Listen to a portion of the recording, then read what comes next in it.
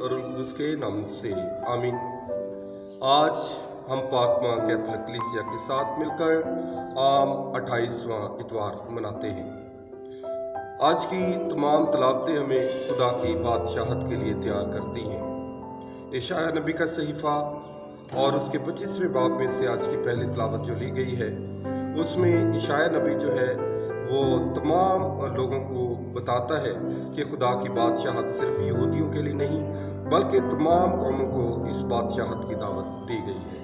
आज की अंजील मुकद्दस मत्ती की अंजील और उसके 22वें बाब में से ली गई है, और आज के अंजील मुकद्दस में भी खुदा के बुलावे की बात की गई है कि खुदा ने जो दावत तैयार की है उसके लिए खुदा ने सब लोगों को दावत दी है, और उस दावत में जो दावत का शहजादा है वो खुदा यीशु अल मसीह है।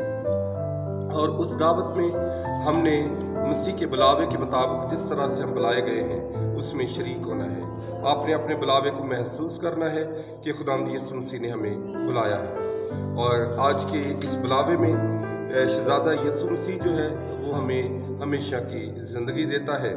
और शादी का जिक्र बयान किया गया है, यीशु की हमारी तरह इंसान बनने की खुशी है कि खुदा का बेटा इस दुनिया में इंसान बनकर आया, यानी कलमा मुतजस्सद हुआ और हमारे साथ रहा।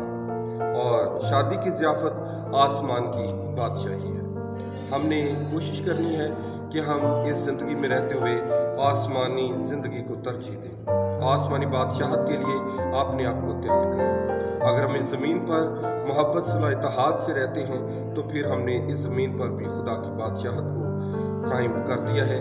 मसीह खुदा हम सबको बड़ी बरकत दे। आज का दिन हम सब के लिए बाइस बरकत ठहरे। आमीन।